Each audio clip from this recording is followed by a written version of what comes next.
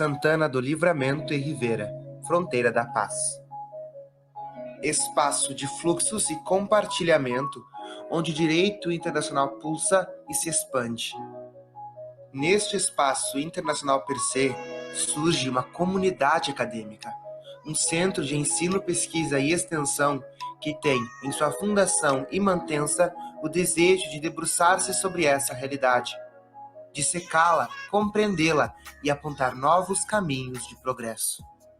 Surge a Unipampa, Universidade Federal do Pampa, Campus Livramento, com cursos focados nas ciências sociais aplicadas e inovando, atendendo às demandas locais, formando alunos para a sociedade internacional, dá origem aos cursos de Relações Internacionais, Ciências Econômicas, Administração, Gestão Pública e Direito.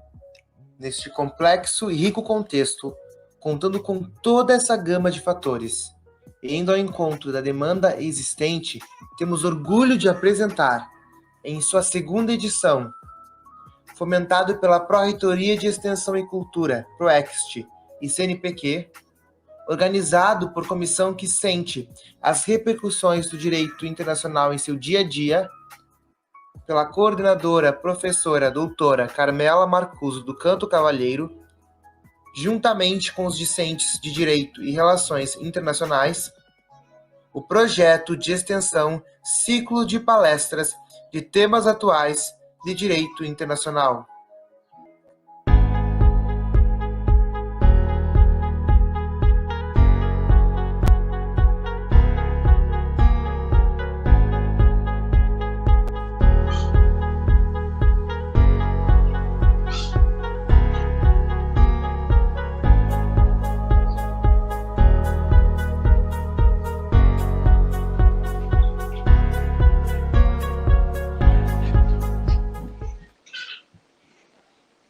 Boa tarde a todos os presentes que hoje se fazem aqui conosco nessa transmissão ao vivo.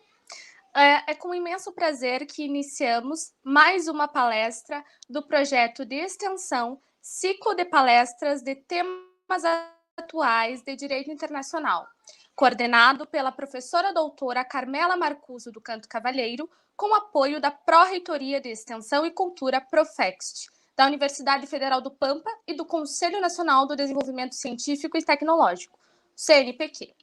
Ao cumprimentar nossos palestrantes da tarde de hoje, o embaixador senhor Norman Antônio Lizado Ortiz e o embaixador senhor Sérgio de Queiroz Duarte, estendo os cumprimentos aos docentes da Universidade Federal do Pampa, os quais irão enriquecer o debate na tarde de hoje.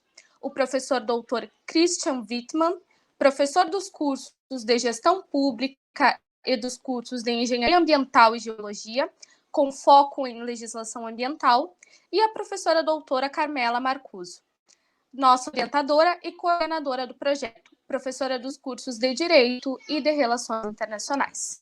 Agora, então, eu convido os nossos embaixadores ao vídeo para podermos ler os seus currículos.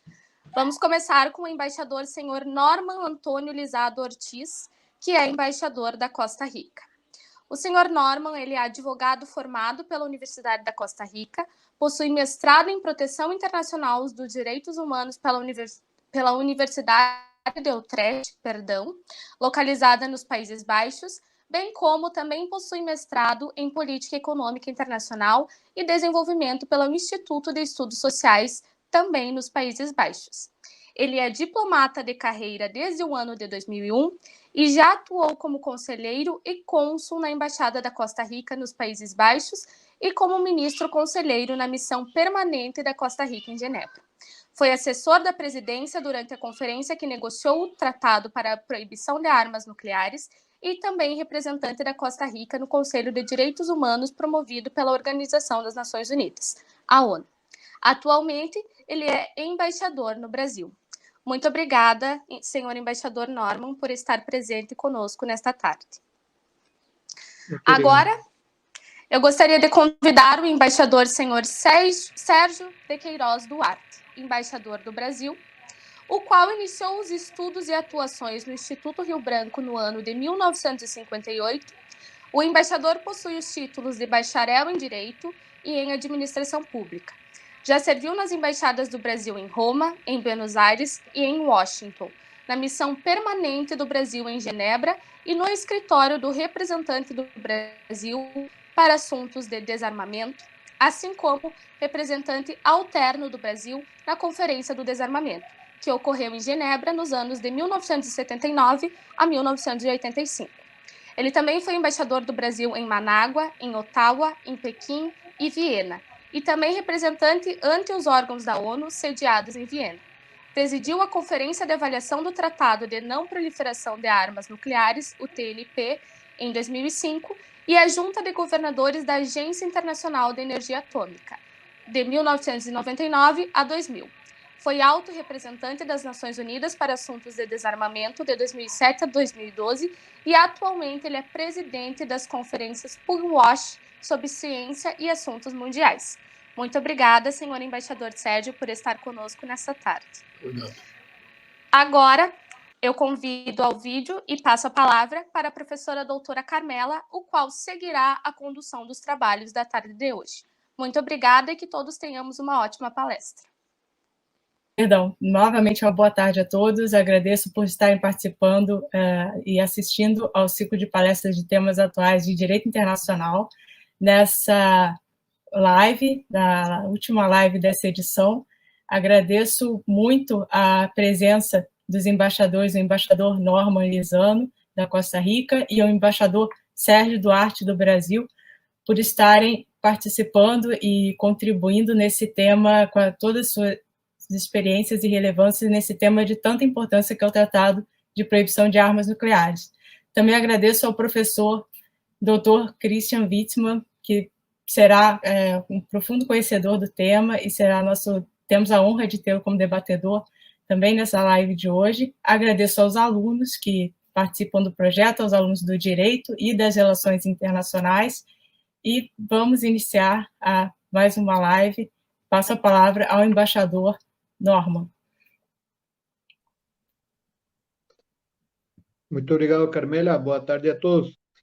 Em primeiro lugar, gostaria de agradecer aos organizadores pelo convite para participar deste evento, principalmente ao professor Christian Wittmann, parceiro em tantas lutas que conheço há muitos anos. Como embaixador da Costa Rica, é sempre uma grande honra conversar com os alunos de temas de desarmamento. São sempre temas prioritários na política externa de meu país. Agora vou pedir a Alexander que ponha a apresentação.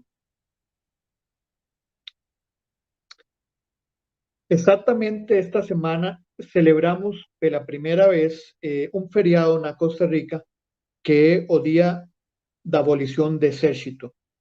Em 1948, decidimos abolir o Exército como instituição permanente e desde então temos sido um exemplo de paz e democracia. Este ano decidiu-se aumentar a importância desta data e por isso a Assembleia Legislativa decidiu que seria feriado. Estou certo de que muitos de vocês conhecem a tradição civil de meu país e por isso não os surpreenderá que sejamos fervorosos promotores do Tratado de Proibição de Armas Nucleares.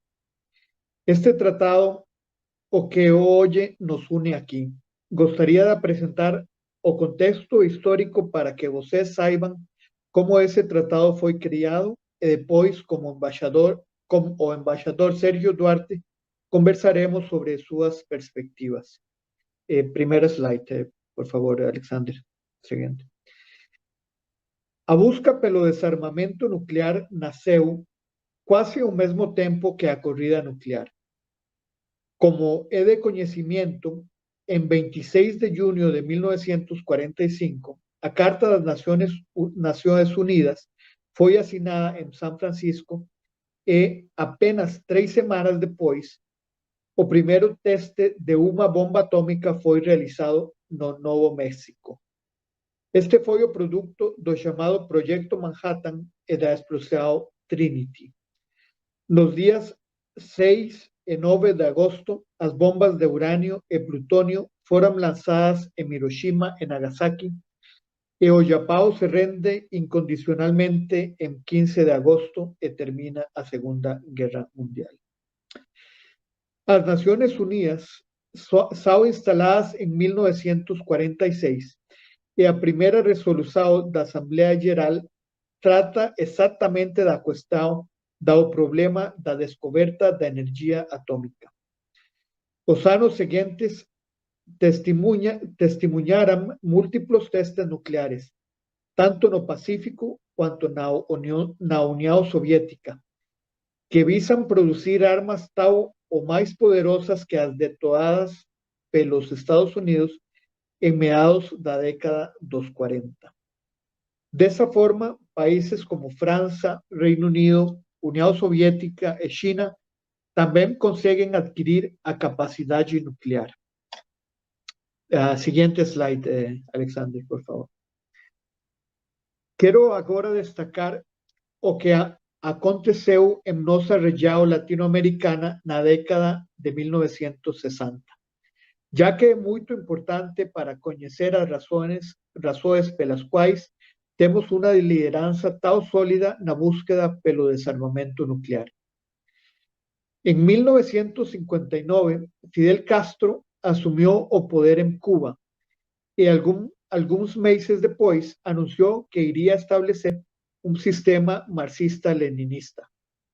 Os Estados Unidos não gostaram disso e, em 1961, invadiram a Baía de Cochinos, no sul de Cuba, embora sem sucesso.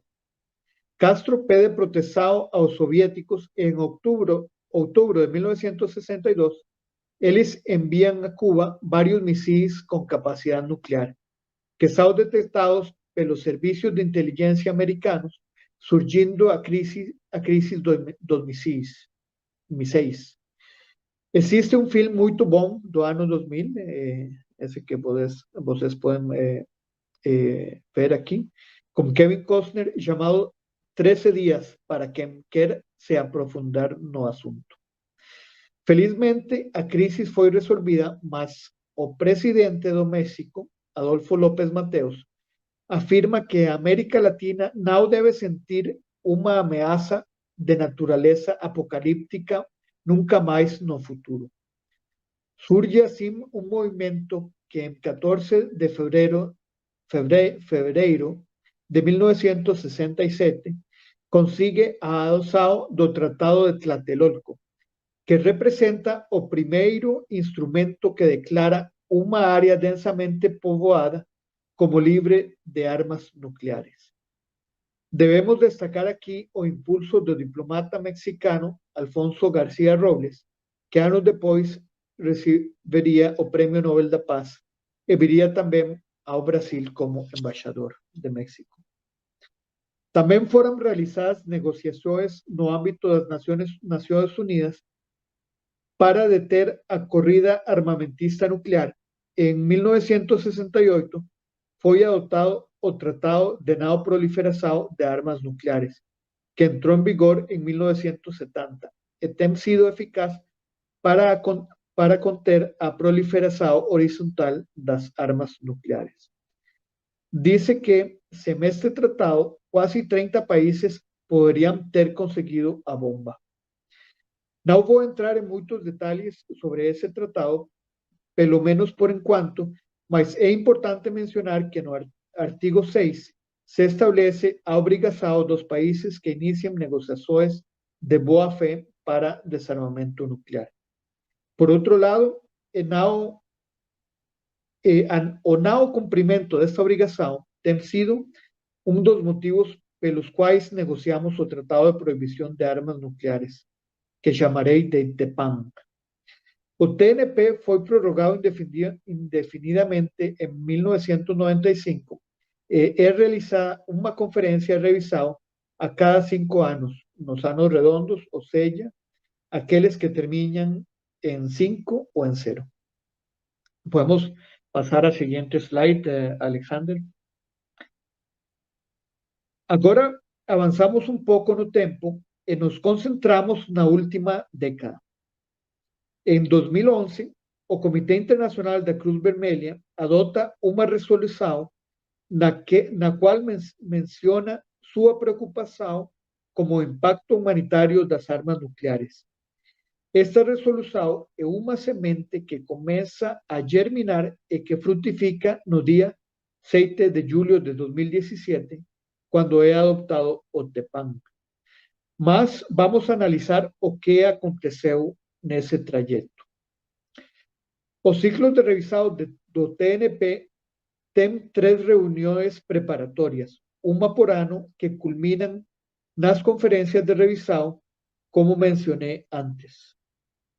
Portanto, na primeira reunião preparatória para a conferência de 2015, aquela que ocorreu em Viena em maio de 2012, um grupo de 16 países, incluindo Brasil e Costa Rica, fez uma declaração conjunta que incluía as preocupações que o CICR havia apresentado em novembro anterior. Digamos que, de alguma forma, o movimento sobre o impacto humanitário das armas nucleares tinha começado. Nesse mesmo ano, é adotada uma resolução pela Assembleia Geral das Nações Unidas que criou um grupo de trabalho para avançar nas negociações sobre o desarmamento nuclear. Este grupo de trabalho é presidido pelo representante permanente da Costa Rica em Genebra, o embaixador Manuel Dengo, que realizou durante várias sessões em 2013 um excelente trabalho de discussão e compilação de iniciativas que podem ser aplicadas para o avanço do desarmamento nuclear. Também em 2013, especificamente nos dias 4 e 5 de março, a primeira conferência sobre o impacto humanitário das armas nucleares acontece em Oslo. Nessa ocasião, reúnem-se diplomatas de mais de 125 países, incluindo a sociedade civil e as comunidades científica e acadêmica, e confirma-se que nenhum país tem possibilidade de preparar-se para uma explosão nuclear. Os efeitos de um possível impacto seriam devastadores para a agricultura e a indústria de alimentos, os ecossistemas e até mesmo as instalações de saneamento. Mais 2 conferências foram realizadas em 2014, uma em Nayarit, México, e a outra em Viena, Áustria.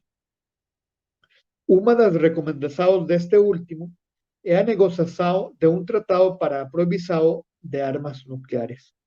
A sociedade civil é um dos principais promotores do tratado. É importante lembrar que já existiam 2 processos anteriores que proibiam as armas convencionais de alto impacto humanitário. Refiro-me ao processo de Ottawa, que culminou com a adoção da Convenção de Minas Antipessoais em 1997, que rendou a campanha internacional contra as minas antipessoais e a sua diretora Jody Williams o Prêmio Nobel da Paz. E ao processo de Oslo, que nos levou à adoção da Convenção contra as munições de fragmentação em 2008. Nesses processos, primeiro foi banida a arma com o objetivo de conseguir sua erradicação.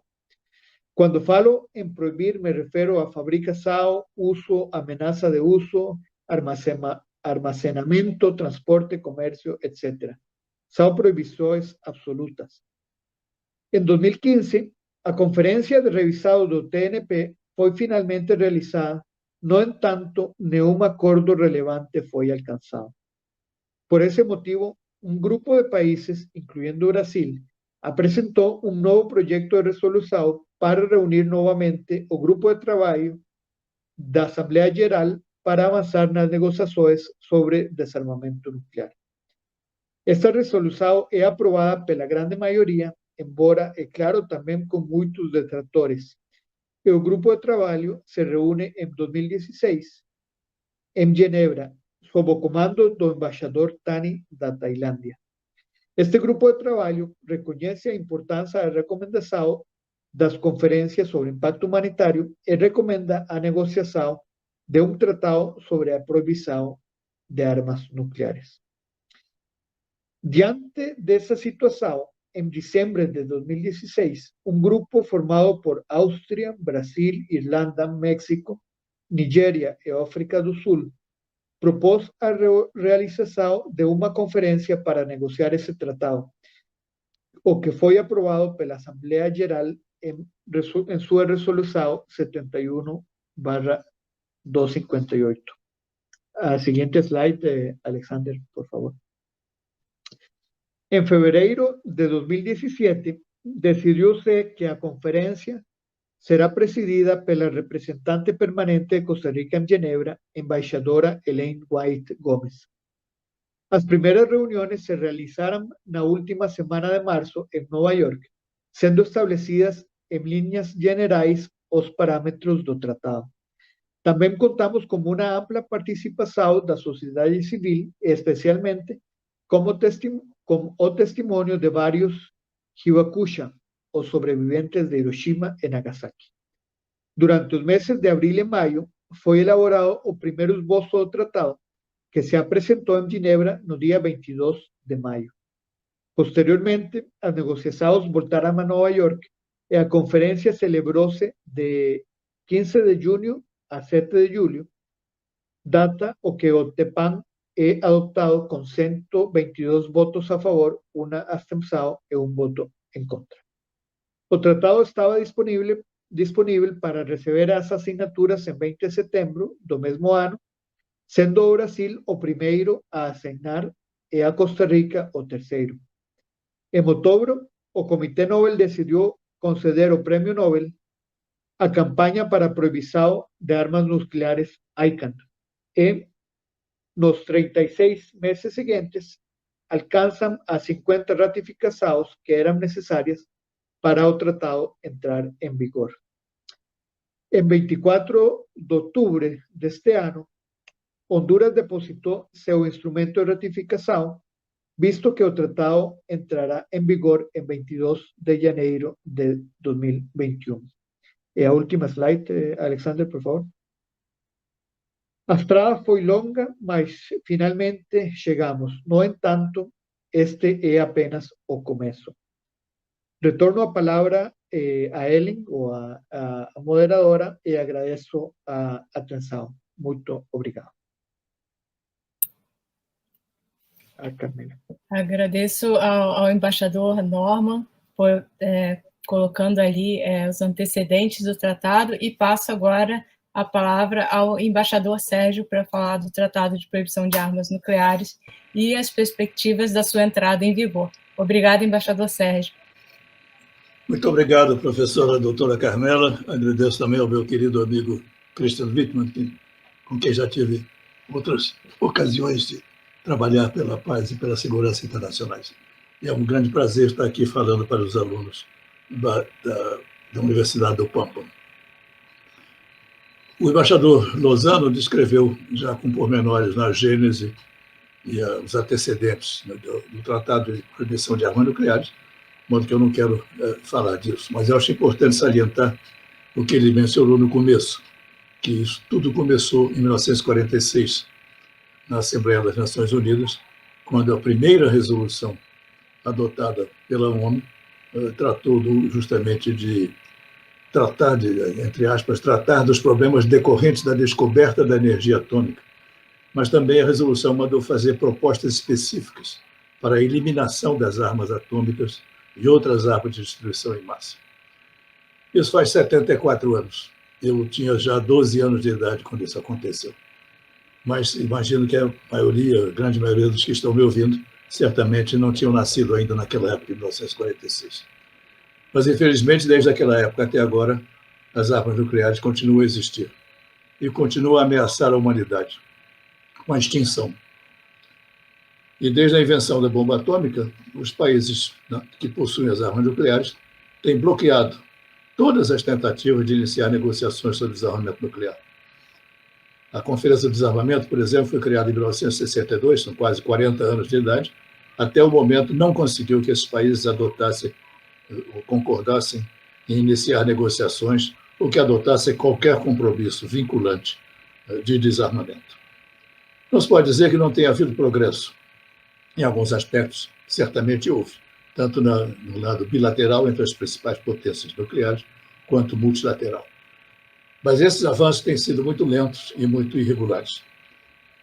Pelo menos as duas outras categorias de armas de destruição em massa, as bacteriológicas e as químicas, além das nucleares, mas essas duas primeiras já foram banidas por tratados concluídos em 1972 e em 1996. A maioria das armas químicas existentes no mundo, a maioria das quais pertenceu aos Estados Unidos e à União Soviética, depois à Rússia, está praticamente destruída em função desses tratados. Esse é um avanço, e um avanço importante. Mas no campo das armas nucleares, infelizmente, os esforços da comunidade internacional têm sido baldados. Primeiramente, se procurou por aquela resolução de 46 eliminar as armas nucleares, o que a resolução mandava fazer. Mas como não foi possível, a comunidade internacional passou a tratar do que se chamavam as medidas parciais, especialmente medidas para evitar a proliferação das armas nucleares. O embaixador Lozano também se referiu a isso. No âmbito regional, como a América Latina, como também o embaixador Lozano explicou, a primeira negociar e colocar em prática o primeiro tratado de proibição de armas em todo o continente latino-americano. Mais tarde também o Caribe aderiu ao tratado. Esse é o Tratado de Tlatelolco. Eu queria só acrescentar o que disse aos antecedentes que o embaixador Lozano explicou do nosso Tratado de Tlatelolco, que mesmo antes da crise de Cuba, mesmo antes que tivesse havido um depósito de armas nucleares soviéticas em Cuba, que ocorreu em 1962, como eu disse, em outubro de 62, mas já na Assembleia Geral de 1961 das Nações Unidas, o delegado brasileiro, o embaixador e ministro das Exteriores, Afonso Primeiro Franco, foi quem primeiro propôs que houvesse um tratado de proibição de armas nucleares na América Latina. Isso foi também inspirado por uma resolução anterior, do mesmo ano, de 61, nas Nações Unidas, que procurava declarar a África como território desnuclearizado, porque a França fazia experiências nucleares no Tratado de Saara. De modo que só mais tarde, só no ano seguinte, ou 2 anos depois, é que o Brasil, Bolívia, Chile e Equador introduziram um projeto de resolução nas Nações Unidas pedindo a criação dessa zona desnuclearizada. E no outro ano, 1963, o presidente, então, o México se uniu a esses 4 primeiros países e outros também, que criaram uma resolução que foi patrocinada, além do Brasil, Brasil, Bolívia, Chile e Equador, também México, Costa Rica, El Salvador, Haiti, Panamá e Uruguai. Essa resolução foi adotada. Interessante que os países da órbita soviética, na época, se abstiveram, não quiseram votar contra, mas, pelo menos, não marcaram a sua posição por causa das questões de Cuba, marcaram a sua posição, abstendo-se da resolução. Mas, com isso, foi possível, então, iniciar o Tratado de Tlatelolco. No campo isso foi no campo regional, evidentemente, campo latino-americano, depois deu frutos. Outros países, hoje existem 5 zonas no mundo onde há proibição de armas nucleares, são ao todo 114 países, de modo que é um exemplo que nós demos nós latino-americanos, um exemplo que frutificou e deu resultados até hoje. Mas no campo multilateral, voltando ao campo multilateral, a principal preocupação foi a adoção de um tratado de não proliferação. O pastor Lozano também se referiu a isso, o TNP. No TNP, os não possuidores de armas nucleares se obrigaram a não vir a adquiri-las. E os possuidores se obrigaram a não proporcionar essas armas a quem não a possuísse. O TNP também reconhece o que chamou o direito inalienável dos países, direito à pesquisa, desenvolvimento e utilização da energia nuclear para fins pacíficos. E desde a entrada em vigor do TNP, a comunidade internacional tem procurado negociar novos instrumentos. Mas todos os tratados, não existe nenhum tratado no campo multilateral, nenhum tratado que se possa dizer que é um tratado de desarmamento. Todos são de não proliferação, todos são de não obtenção de armamentos. E alguns tratados no campo mais humanitário, como o Tratado o Tratado esse Tratado de Proibição de Armas Nucleares, mas não existe nenhum tratado de proibição de desarmamento. Houve progressos bilaterais entre, sobretudo, Estados Unidos e a União Soviética, depois a Rússia, pelos quais muitas das armas que possuíam, que chegaram até um certo momento da Guerra Fria, chegaram a 70 mil, esses dois países foram desmantelando, reduzindo, e chegaram a cerca de 14 mil. É o que ele nos disse. Nós não podemos verificar o que eles dizem, mas acreditamos, não temos razão para não acreditar. De qualquer forma, 14 mil armas nucleares são muito mais do que suficientes para destruir a Terra várias vezes. De forma que isso causou, claro, a impossibilidade de negociar tratados multilaterais de desarmamento, causou uma grande frustração em toda a comunidade internacional. E até hoje existe muita frustração por causa disso, né? E, além disso, já se compreende melhor os custos humanitários, os custos ambientais que poderiam advir do uso de armas nucleares. E depois de muito esforço e muita dedicação, também com o concurso da sociedade civil, sobretudo a coalizão chamada ICANN, e outras organizações governamentais, finalmente foi possível negociar, colocar em vigor o TPAN, Tratado de Proibição de Armas Nucleares. Eu não quero repetir aqui o que disse o embaixador Lisandro. Eu começaria apenas a dizer que existem hoje que 84 países assinaram o tratado. Desses, 50 já o ratificaram, mas faltam ainda 34 signatários ratificarem o tratado. O Brasil é um desses países. Assinou, mas até agora não ratificou.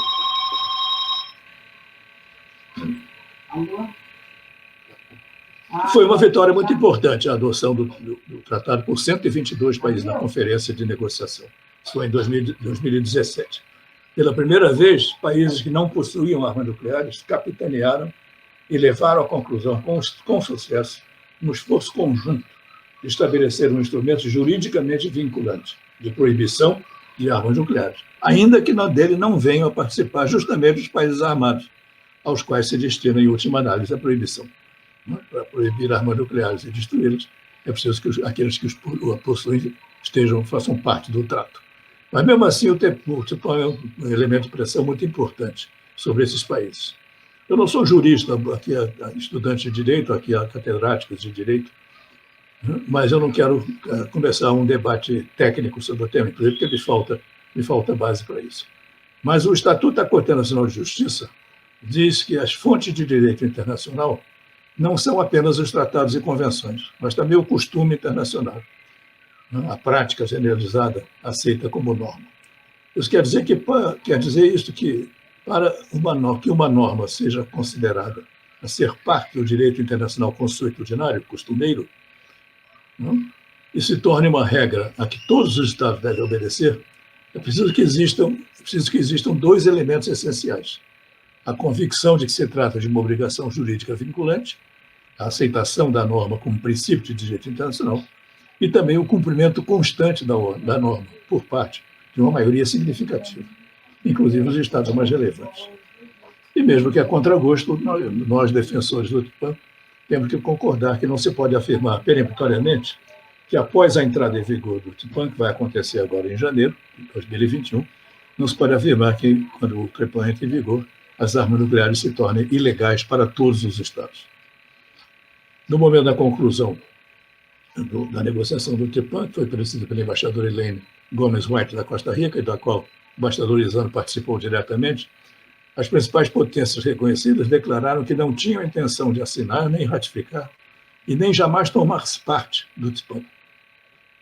E declararam também que não aceitariam o argumento de que o tratado reflita ou contribua de qualquer forma para o desenvolvimento do direito internacional consuetudinário. E, dessa forma, negaram as duas condições reconhecidas pela Corte Internacional de Justiça para que o tratado fosse considerado parte do direito internacional costumeiro. Isso é uma pena, mas temos que nos conformar com essa situação enquanto ela durar. Mas o simples fato de que aqueles países tenham considerado necessário negar a existência de uma norma de direito costumeiro contra a posse e uso das armas demonstra a relevância do TPAN.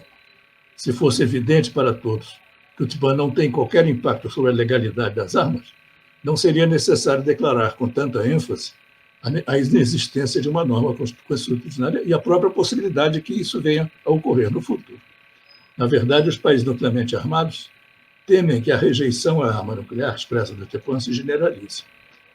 Como vemos na imprensa no Brasil, e seguramente muito por outros países, existe muito pouco debate público sobre as questões de desarmamento e segurança internacional. Seria preciso que a opinião pública internacional se dedicasse mais a entender as razões da existência do TPAN e por que é importante levá-lo adiante. De qualquer forma, o TPAN está na mesma trilha de tratados recentes sobre proibição de minas terrestres e munição em caixas. São tratados de direito humanitário. Eu creio que não são tratados de direitos humanos, propriamente dito, e sim de direito humanitário. Mas isso também é uma pergunta que os mestres em direito internacional possam talvez responder. A próxima entrada em vigor do TPAN será importante para o debate sobre se a manutenção dos arsenais nucleares e a disposição de utilizá-los são aceitáveis do ponto de vista humanitário. As armas nucleares são entendidas hoje como arma de destruição em massa. As outras duas categorias, como eu disse, foram banidas e o TPAN, portanto, preenche uma importante lacuna ao banir a última categoria dessas armas de destruição em massa, que são as armas nucleares. E, além disso, o advento do TPAN trouxe um novo alento para campanhas de desinvestimento em empresas dedicadas à produção de armas nucleares. Apesar das limitações e entraves à sua universalização, eu estou certo de que o TPAN marcará uma nova fase no esforço de terminar de uma vez com a ameaça existencial que as armas nucleares representam, ao entrar em vigor em 22 de janeiro. Porque o risco de uma confrontação com o uso de armas nucleares é crescente e está bem diante de nós. Existem duas grandes ameaças globais à existência da humanidade. Uma, a mudança do clima. Não vamos falar nisso, mas sabemos o quanto isso é cada vez mais importante. E a existência de armas nucleares. Se não forem tomadas medidas rapidamente de contenção do aquecimento global, os cientistas nos dizem que a civilização, como a conhecemos, pode desaparecer em algumas décadas. Mas também precisamos entender que, se não forem tomadas medidas claras e irreversíveis de eliminação do armamento nuclear, a civilização, tal como a entendemos, pode desaparecer em alguns segundos. E não é demais reafirmar que o TPAN não vai acabar com as armas nucleares em um piscar de olhos, mas tem o potencial de levar-nos mais próximo de um mundo livre de armas nucleares, estimulando a consciência universal, os governos e especialmente as organizações da sociedade civil. Na história, que já é bastante longa, dos esforços de desarmamento, desde o surgimento da arma nuclear até os nossos dias, e já são 3/4 séculos, 75 anos desde que a arma nuclear surgiu, é a primeira vez em que um tratado global estabelece uma proibição expressa de desenvolvimento, produção, posse e uso da arma nuclear, e obriga os possuidores a destruí-los. E proíbe também o estacionamento dessas armas no território de terceiros estados. E também é a primeira vez em que um instrumento vinculante obriga os estados a proporcionar assistência às vítimas de uso e experimentação com explosivos nucleares. E também obriga a reparação de danos causados ao meio ambiente. Os habitantes da região de Semipalatinsk, na ex-República Soviética do Cazaquistão, onde ficavam os campos de prova da União Soviética, as populações da República das Ilhas Marshall, onde os Estados Unidos realizaram inúmeros testes atmosféricos muito poderosos, os habitantes dessas regiões até hoje sofrem os efeitos da radiação atômica, do envenenamento e do deslocamento forçado, sem haver obtido uma compensação adequada. Isso é apenas um exemplo. Outros países nucleares, como o Reino Unido e a França, também realizaram ensaios nucleares fora de suas fronteiras nacionais, ou nas águas do Oceano Pacífico, causando danos reais ao meio ambiente e às populações. De modo que eu diria que o TPAN oferece aos possuidores de armas nucleares um caminho para que possam desfazer-se organizadamente de seus arsenais, em benefício de toda a humanidade. Os 5 principais entre esses países que possuem armas nucleares moveram uma campanha feroz contra a negociação do tratado e continuam a afirmar sua oposição. Em julho de 17, após a conclusão da negociação do TPAN, os 5 países possuidores de armas nucleares reconhecidos pelo TNP, China, Estados Unidos, França, Reino Unido e Rússia,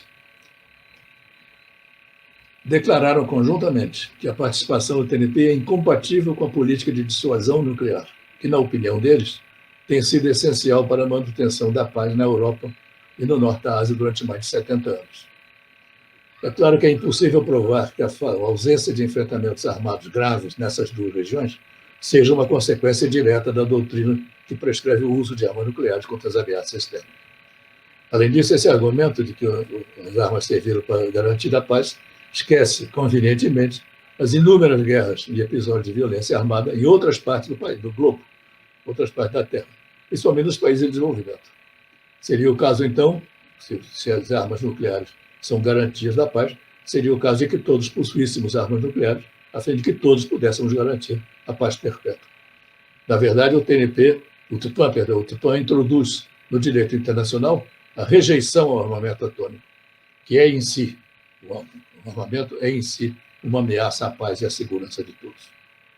Também se argumenta que o TPAN poderia produzir efeito contrário às suas intenções, criando divisões e divergências, quando mais do que nunca é necessário uma abordagem unificada contra o risco de proliferação. Isso é que nos dizem os países nucleares. E contra isso se pode argumentar que, evidentemente, o tratado não vai produzir por si só o fim das armas nucleares. Mas a opinião pública em alguns países armados e seus aliados começa a reconhecer a importância e significação do TPAN. Movimento de opinião em países como os Países Baixos, Alemanha e Japão vem trabalhando em prol da aceitação do TPAN. Além disso, a discriminatória divisão do mundo em 2 categorias, eles falam em divisão, que o TPAN estimularia divisões, a divisão começou com o TNP. O TNP criou a divisão do mundo em 2 categorias, países armados nuclearmente e países desarmados nuclearmente. E a recusa obstinada dos possuidores em reconhecer a necessidade de medidas de desarmamento é o que realmente causa frustração e alimenta a divisão. A crítica mais recente ao TPAN veio do secretário-geral da OTAN, NATO, Stoltenberg, que em 10 de novembro agora, o último, ele reafirmou que o objetivo final de um mundo livre de armas nucleares, o objetivo final é um mundo livre de armas nucleares, mas voltou a defender a manutenção indefinida da posse de armas nucleares. Em relação ao TPAN, repetiu a argumentação de que a renúncia às armas nucleares, sem que outros possuidores façam o mesmo, resultaria em um mundo menos seguro. Mas é claro que o TPAN não está pregando um desarmamento unilateral. É preciso que os países possuidores consertem entre si a maneira de se desarmar, a maneira de seguir os preceitos do TPAN. Surgiu durante a negociação do TPAN, veio uma proposta, o embaixador Lisandro provavelmente se lembra disso, que o tratado tivesse uma cláusula semelhante a Tlatelolco. Tlatelolco, no que toca à entrada em vigor, reconheceu que o tratado só se tornaria obrigatório para todas as partes no momento em que todas elas tivessem já ratificado. Isso era uma fórmula que serviu bastante bem, embora isso levasse, por causa disso, o Tratado de Tlatelolco levou muito tempo para que todos os países da região o ratificassem, mas acabaram ratificando. Se isso fosse assim, se fizessem isso, se todos os países esperassem que o tratado entrasse em vigor para todos os que ratificaram, talvez assim se possa rebater também essa afirmação de que não é possível renunciar unilateralmente às armas nucleares. A renúncia só ocorreria quando o tratado estivesse ratificado por todos os seus membros. Mas é preciso deixar claro que o desarmamento unilateral não é uma premissa do TPAN e é necessário que ele seja produto, que o desarmamento seja produto de uma negociação entre os países interessados. Na verdade, o que o TPAN faz é ressaltar a necessidade da eliminação das armas nucleares e deixa a critério de cada Estado que venha a aderir a ele escolher a forma mais adequada de fazer. em vez de críticas genéricas sem oferecer alternativas, seria mais útil que os países nucleares cumprissem, sem tergiversações, o compromisso que assumiram no artigo 6º do TNP, isto é, iniciar de boa-fé negociações para a cessação e data próxima da corrida armamentista nuclear e para o desarmamento nuclear. E essas negociações, evidentemente, teriam que incluir todos os aspectos da questão, inclusive a manutenção da segurança de todos, e não apenas a segurança dos que possuem armas nucleares. Acho que também devemos entender que a rejeição às armas nucleares deriva da noção, e é uma noção baseada no bom senso, de que o uso dessas armas traria consequências inaceitáveis e que um mundo livre delas, de tais armas, é a melhor garantia contra a possibilidade que venham a ser empregadas. Se não houver armas nucleares, não poderão ser empregadas. E por esse motivo surgiu a proposta de que na próxima conferência do TNP, a realizar-se em agosto do próximo ano, todos os membros do TNP afirmem o princípio de que a guerra nuclear não pode ter vencedores e jamais deve ser travada, jamais deve ocorrer. Isso foi uma máxima que foi proposta pelo presidente Reagan dos Estados Unidos e pelo presidente Gorbachev da União Soviética, na época, no final dos anos 80. Depender de armas nucleares para garantir a segurança significa aceitar viver sob a constante ameaça da conflagração atômica. O constante desenvolvimento do armamento nuclear torna essa eventualidade cada vez mais plausível, sem falar nas crescentes atitudes e demonstrações de aberta hostilidade entre os países que possuem armas nucleares. Por outro lado, o incessante desenvolvimento de novas tecnologias para uso bélico, foguetes hipersônicos, ataques cibernéticos, desativação de comunicações e outras infraestruturas vitais, o uso agressivo da biotecnologia, só para falar de algumas das novas tecnologias, sugere que o uso desses novos métodos guerreiros pode desencadear uma escalada imprevisível. E é preciso levar a sério essa possibilidade. Recentemente, o presidente da Rússia advertiu que qualquer míssil lançado sobre o território russo será considerado um ataque nuclear, que merecerá retaliação com os mesmos meios. Por sua vez, o documento oficial americano, que se chama Postura Nuclear, contempla o uso de armas nucleares contra ameaças não nucleares à segurança do país. O outro perigo é a possibilidade de uso de armas atômicas de potência relativamente pequena. Quando se fala em potência relativamente pequenas, deve-se ter em mente que se trata de armas de poder explosivo de cerca de metade das utilizadas em Hiroshima e Nagasaki. A arma de Hiroshima tinha 15 quilotons e matou instantaneamente 80 mil pessoas e outros milhares mais morreram depois. Uma bomba de potência da metade não pode ser considerada realmente pequena. Algumas delas, porém, têm equivalente até 10 e 20 vezes o da bomba de Hiroshima. E numa situação real de conflito armado, seria impossível evitar a escalada dos meios utilizados por um lado ou pelo outro, dos lados em litígio. E cada vez haveria o emprego de explosivos cada vez mais potentes. Outro argumento repetido constantemente pelos adversários do TSPAN é que o tratado é incompatível com o TNP. E nada poderia ser mais falso do que isso.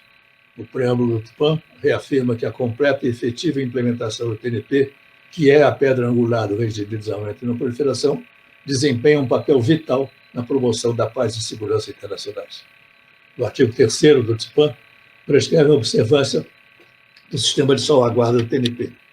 E o artigo 18 estatui claramente, e aí eu cito textualmente o artigo 18, a implementação deste tratado não prejudica obrigações assumidas pelos tratados em acordos internacionais dos quais sejam parte.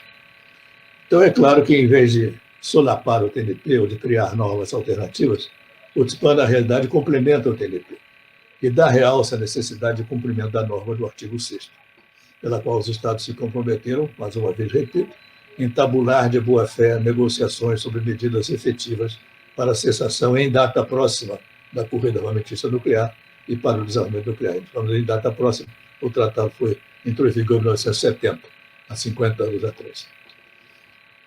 Longe de procurar substituir ou inviabilizar o regime instituído pelo TNP, o TSPAN, na verdade, procura acelerar um processo que leve à realização final do objetivo fundamental da eliminação de armas nucleares.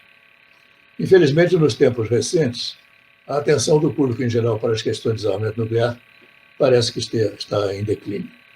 Os países armados e seus aliados, os governos e meios de comunicação, exaltam as virtudes do armamento atômico e raramente apontam para os riscos inerentes à sua posse ou ao seu uso. Em geral, culpam os adversários por ações ou atitudes que aumentam as tensões. E não parecem perceber que cada incremento na velocidade, precisão e poder destruidor dos arsenais imediatamente provoca medidas recíprocas de seus adversários. A isso chamamos a corrida armamentista, uma incessante competição por uma supremacia que, na verdade, é ilusória. Porque sempre alguém vai ter uma arma mais importante, mais potente do que você.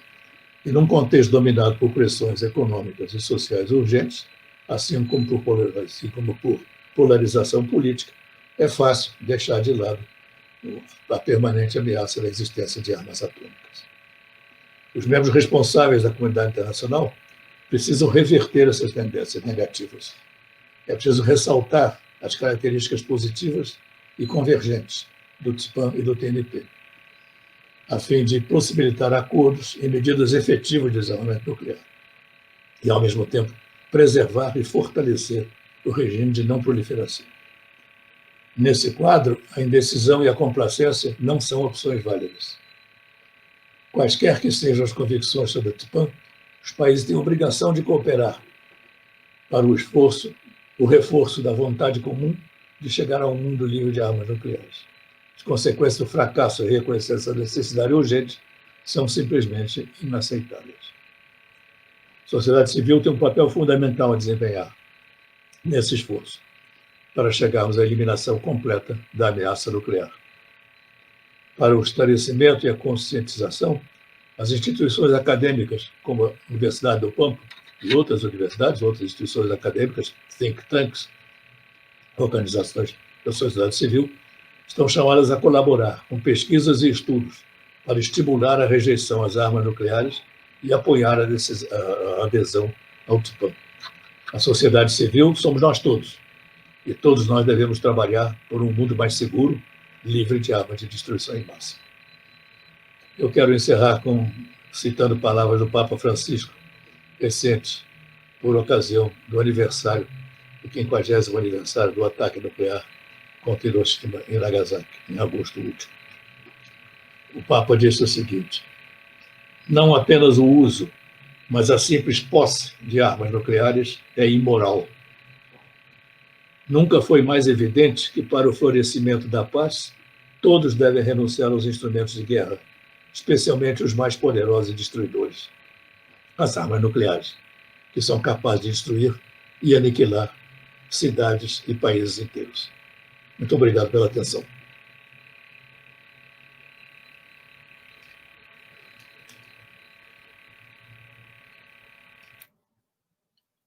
Agradeço ao embaixador Sérgio, ao embaixador Norman. Agora vamos iniciar algumas perguntas para ambos embaixadores. Iniciando a primeira pergunta, em 2017 foi lançado o Tratado de Proibição de Armas Nucleares, que proíbe o uso, desenvolvimento, produção, teste, armazenamento e ameaça de uso desse tipo de arsenal. Lembrando como foi bem enfatizado pelo embaixador Norman e embaixador Sérgio, foi aprovado pela Assembleia Geral da ONU em julho de 2017, com votação de 122 países e assinado por 84. Nesse contexto, somente os Países Baixos votaram contra. E a pergunta seria no sentido que os Países Baixos têm, no caso, por serem reconhecidamente como fundamentais no direito internacional, o Grotius, considerado Papa do Direito Internacional, todos os organismos internacionais, aproximadamente 32 organismos, e ainda, nesse sentido, houve uma votação contra. Claro, teve um contexto após a Segunda Guerra Mundial, da questão entre a França e a Alemanha com o escudo de mísseis, e os Países Baixos permitiram que se colocassem mísseis nucleares em território neerlandês. E esse voto contra é algo que chama atenção por um posicionamento isolado em relação ao tratado. Então, qual seria a motivação desse voto? E a pergunta vai para o embaixador Sérgio e o embaixador Norma. Ok, agora me desculpo, mas vou falar em portunhol, mas vou falar devagar. Eu falo aquí como testigo de lo que ocurrió en ese momento, y lo que digo es la impresión muy personal, no es del embajador de Costa Rica, sino de alguien que tuvo la oportunidad de estar ahí. Lo que pasó con Países Bajos es que, bueno, es un país muy democrático, y ellos forman, como ustedes saben, son parte de la sombrilla nuclear, o sea, son parte de lo que nosotros en español, no sé cómo, supongo que es igual en portugués, pero es la OTAN, la Organización del Tratado Atlántico Norte, que es un tratado en el que todos los estados se dan asistencia mutua en lo que es la defensa. El Parlamento de los Países Bajos hizo una decisión, digamos, adoptaron una resolución para que el país participara de la conferencia, lo cual, por supuesto, que incomodó al Poder Ejecutivo de los Países Bajos. Entonces, ellos tenían que participar, aunque hubieran preferido tal vez no participar. Eso es, digamos, lo que yo conozco. Incluso nosotros como presidencia muchas veces hablamos con los representantes de Países Bajos, y escuchamos las inquietudes que ellos tenían, y ellos participaron activamente en las negociaciones, levantaban su bandera, hacían uso de la palabra, etc. Incluso estoy seguro que ellos no querían pasar por ser el país que pidiera el voto. Y aquí comento una anécdota, no sé si Cristian, que estaba ahí, recuerda. Cuando la presidenta de la conferencia, la embajadora White Gómez, pregunta que si hay algún país que no esté de acuerdo con el texto para adoptarlo por votación, bueno, preguntó y no vio a los Países Bajos, que estaban muy atrás, entonces martilló y aprobó el tratado. Entonces, todo el mundo se puso de pie y aplaudió, pero ellos después dijeron, no, nosotros pedimos la palabra, entonces tuvimos que aprobarlo 2 veces, pero eso nos permitió 2 veces levantarnos y aplaudir, etcétera. Ahora, esas son las razones. Incluso, bueno, como usted mismo decía, Carmela, ellos tenemos entendido que tienen algunas armas nucleares en su territorio, a pesar de que no tienen control de ellas, por lo cual sería muy difícil, digamos, desde el punto de vista estrictamente jurídico, en este momento para ellos ser parte del tratado. Sin embargo, como todos los 193 países estaban invitados a negociar, este es un tratado que se negoció en el marco de Naciones Unidas, como hemos negociado muchísimos otros, e incluso los países que nunca firman o ratifican un tratado, son parte de la negociación y son escuchados. Ahora, la abstención de Singapur fue algo que nos sorprendió a todos, porque no conocíamos que eso se fuera a presentar, y tampoco hasta la fecha, casi 3 años y medio después, al menos yo no conozco las razones por las cuales Singapur se abstuvo. Ahora, si vemos lo que fue la resolución, la 71-258, que aprobó la convocatoria de la conferencia, los números son muy parecidos a los que tuvimos. Esa resolución se aprobó con 125 votos a favor, y en la conferencia tuvimos 122 votos a favor. Entonces, más o menos esa es la masa crítica que tenemos quienes creemos que las armas nucleares no tienen cabida en el mundo en que vivimos, y que deben ser prohibidas y abolidas. En este momento tenemos 84 signatarios y ya 50 estados partes, como lo dijimos, por lo cual el próximo 22 de enero entra en vigor el tratado y en el margen de un año tenemos que realizar nuestra primera conferencia de estados partes.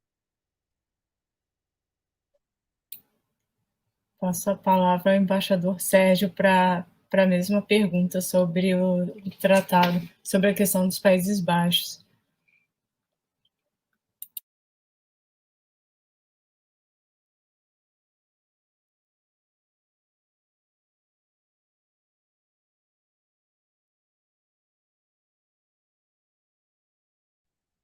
Embaixador, está mutado.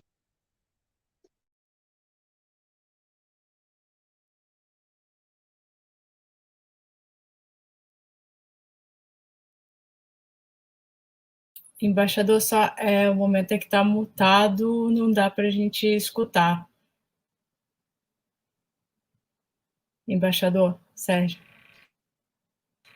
Agora sim. Agora sim. Agora sim. Agora sim, desculpe. Não, é que eu tinha mutado enquanto falavam para não dar microfonia.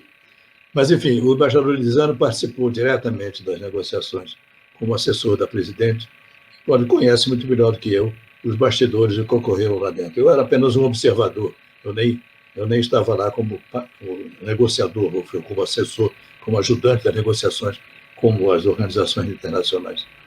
Mas eu me lembro perfeitamente da argumentação do representante dos Países Baixos.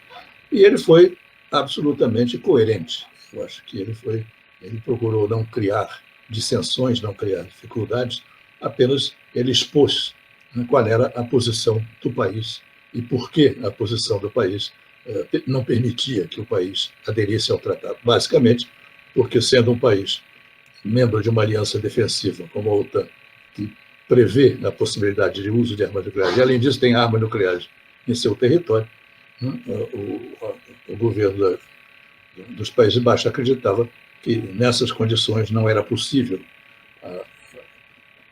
ao país aderir ao tratado. Eu acho que ele foi muito coerente, embora eu tivesse preferido, evidentemente, que a atitude dos Países Baixos fosse diferente. Mas é verdade que os Países Baixos também têm uma sociedade civil muito atuante.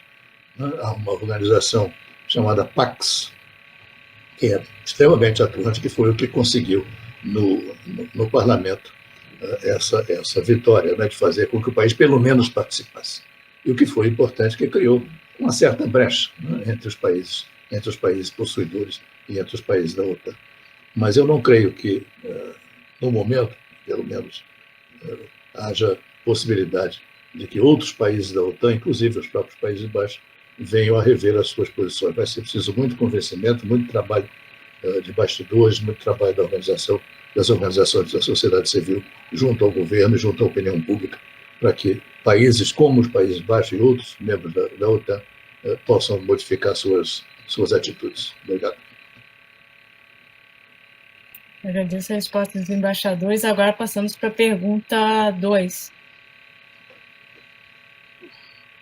Sobre, em seu livro, no livro do embaixador Sérgio de Queiroz Duarte, Desarmamentos e Temas Correlatos, inclusive na página 119, o embaixador Sérgio aborda a importância das organizações da sociedade civil na condução multilateral de assuntos de desarmamento.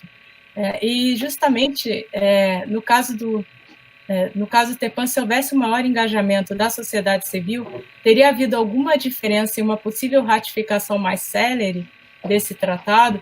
E aí complemento a pergunta, embaixadores, com esse posicionamento que o embaixador Sérgio mencionou da sociedade civil neerlandesa como extremamente atuante, e esse mesmo engajamento da sociedade civil não se vê tanto, muitas das vezes, aqui no Brasil.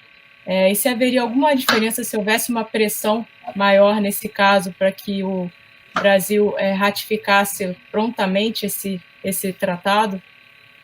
Para ambos os embaixadores a pergunta, para o embaixador Sérgio e o embaixador Norma. mas o embaixador Norman fica mais amplo e pode também, no caso de mencionar também, por causa da Costa Rica. Como fui citado pelo meu livro, então eu vou responder. Quando eu estava nas Nações Unidas, e aí mesmo quando eu era representante do Brasil em organizações internacionais, muitas vezes me perguntavam pessoas pertencentes aos movimentos da sociedade civil, muitas vezes perguntam: o que é que a gente pode fazer? Como é que a gente pode atuar? O que é que você acha? Qual é o conselho que você nos dá? E eu dizia: olha, eu acho que não adianta muito vocês atuarem aqui nas Nações Unidas. Vocês devem atuar junto aos seus governos. São os governos que decidem, não são os diplomatas. O diplomata segue instruções. O diplomata recebe instruções e segue as instruções. Se não quiser seguir as instruções, pede o chapéu, vai para casa, procura outra profissão. Então, eu sempre dizia: é preciso atuar junto aos governos. As organizações de sociedade civil de cada país devem atuar junto aos seus governos. E foi isso que as organizações neerlandesas fizeram, os Países Baixos fizeram, e algumas outras. Na Inglaterra também são muito comuns, no Reino Unido são muito ativos, na Alemanha são muito ativos, no Japão são extremamente ativos, atuam junto ao governo. E e foi isso que fez com que a Holanda participasse, né, fisicamente da negociação do tratado. Mas é uma atividade difícil, é uma atividade frustrante, é uma atividade diária, constante, né? Mas é a única, na minha opinião, a única que pode levar a resultados.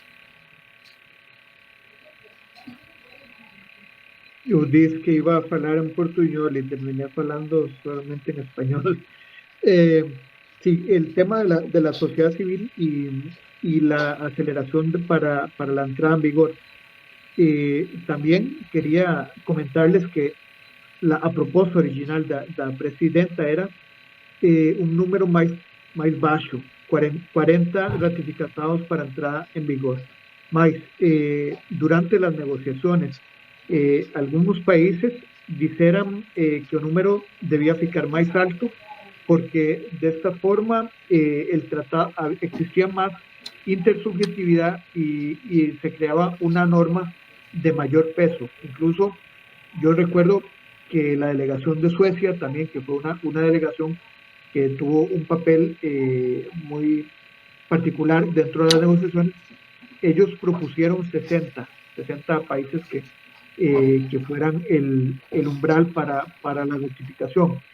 El número de 50 fue un número de compromiso, creo que refleja lo mismo que establecen otras convenciones similares. Creo yo que se logró en un tiempo, pues no récord, pero sí bastante rápido.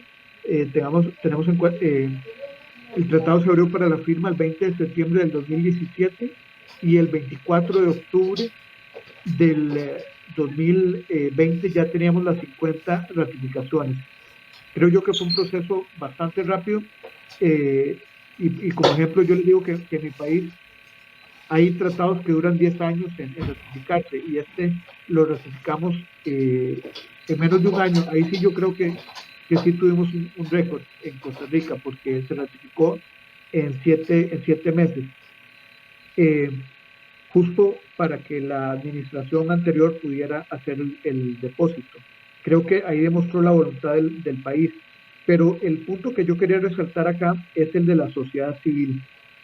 Ha sido importantísimo, no solo en el proceso para la adopción del tratado, como ya lo mencioné, incluso ellos siempre estuvieron impulsando un tratado de prohibición de armas nucleares, a pesar de que algunos estados hace algunos años decíamos que esa tenía que ser la última etapa, no la primera. Sin embargo, la sociedad civil siempre fue muy vocal en este sentido.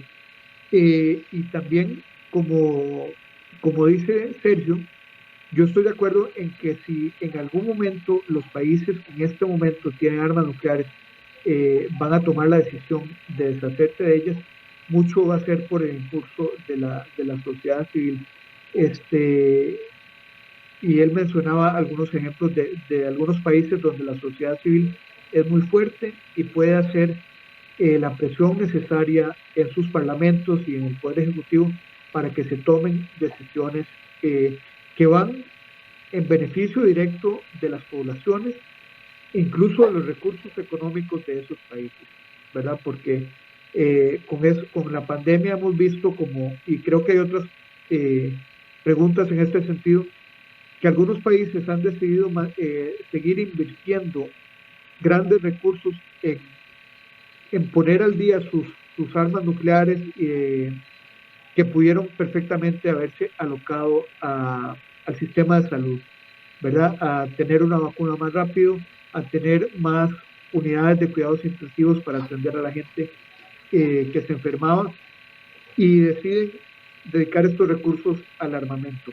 Incluso yo les recomiendo 2 artículos que han salido y que van a salir en la revista Foreign Affairs de personas que están muy cercanas al presidente Biden, que han sido practicantes de la política exterior de los Estados Unidos, el presidente electo Biden, como son Samantha Power y Hillary Clinton, que abogan para que su país no siga invirtiendo tantos recursos en lo que son armas nucleares, y los destine más bien a otros campos donde son más importantes y más urgentes, como bien decía el embajador Duarte, como la lucha contra el cambio climático y otros problemas más actuales que tenemos en la sociedad actual. Outro aspecto também que eu queria salientar rapidamente é de que muitas vezes as organizações da sociedade civil atuam de forma desorganizada, cada qual pelo seu lado. A ICANN foi um exemplo importante de uma coalizão dessas organizações, que teve, por ser uma coalizão, por ter tido uma participação forte, pelo fato de ser uma coalizão. Mas muitas vezes cada organização atua separadamente, atua pelos seus próprios objetivos, e nem sempre, com isso, nem sempre são eficazes. Seria melhor se houvesse uma coordenação melhor, uma unificação melhor da atividade dessas organizações. Agradeço a resposta dos embaixadores. No nosso caso, no Brasil em particular, fazendo um breve comentário, fica distante também, né? A maior parte dos cidadãos ficam distantes de Brasília, né? Então, também tem várias motivações, né? Um país de proporções tão gigantes, mas ainda assim, de fato, a participação da sociedade civil é extremamente relevante. E agora eu passo a palavra ao meu colega, ao professor Dr. Christian Wittmann, para dar continuidade. Boa tarde a todos e a todas, e como é o primeiro momento aqui que eu estou falando, eu queria agradecer a professora Carmela por ter aceitado o desafio e ter topado convidar esses 2 grandes nomes e lendas, né, em especial nada em prejuízo ao amigo Norman, mas ao Sérgio Duarte, que teve um papel fundamental na história do desarme mundial. Então, fica o meu agradecimento por terem aceito esse convite também para estar aqui conosco e abrilhantando a Unipampa de uma maneira ímpar, né, devolvendo à Unipampa também esse protagonismo de estar debatendo não só temas regionais, mas de segurança internacional. E nesse ponto, eu queria, né, conversar com vocês sobre a questão 3, que tanto eu quanto a Carmela tínhamos definido, que a questão da relação, né, entre o TPAM e, né, o Tratado de Proibição de Armas Nucleares, e o Tratado de Não Proliferação, né? Como estimular sinergias entre o TPAM e o TNP, considerando que no ano que vem, 2021, acontecerá, então, a conferência de revisão do Tratado de Não Proliferação, que, né, o TNP que está previsto para ocorrer em agosto do ano que vem, já foi postergado por algumas vezes em decorrência da pandemia, mas, ao mesmo tempo, também, no ano que vem, deverá ocorrer, então, a primeira conferência de Estados-parte do TPAM. Como estimular as sinergias entre ambos os tratados? Isso é uma pergunta? Exato. A pergunta mais difícil começa com como. As perguntas sempre mais difíceis são aquelas como é que se faz? Olha, eu agradeço o que você disse a meu respeito. Eu devo dizer que, no meu caso, é apenas uma questão de longevidade. Eu estou há muito tempo nessas coisas. Mas, enfim, eu acho que o que é preciso fazer, Christian, é procurar as convergências entre o TIPAN e o TNP. Não estimular o debate das diferenças. É claro que há diferenças, é claro que há divergências, mas o que se deve fazer, penso eu, é estimular as semelhanças, os objetivos comuns, né? E o que se pode fazer, né, num e no outro foro, no foro da reunião dos países, das partes contratantes do TIPAN, e depois, imagino que a reunião das partes contratantes do TIPAN ocorra um pouquinho antes do TNP. Eu imagino que esteja pensada para algum momento em meados do ano que vem, né? Que é o que eu entendo. O TIPAN, pode ser que isso ocorra, pode ser que não ocorra, mas o TNP também está pensado, também pode ser que não ocorra, né? Para agosto do ano que vem. Mas seria útil que, para preparar a reunião do TNP, que os membros do TIPAN, sobretudo a sociedade civil, que tem um papel de condução muito importante nesse esforço, procurassem evitar confrontação, evitar debate de por que um em que um é incompatível com o outro, e procurar em que eles são compatíveis. Eu sempre defendo a tese de que o TIPAN complementa o TNP, é um complemento do TNP. E eu acho que esse é o caminho, penso eu, que os defensores do TIPAN deveriam adotar na conferência do TNP em agosto.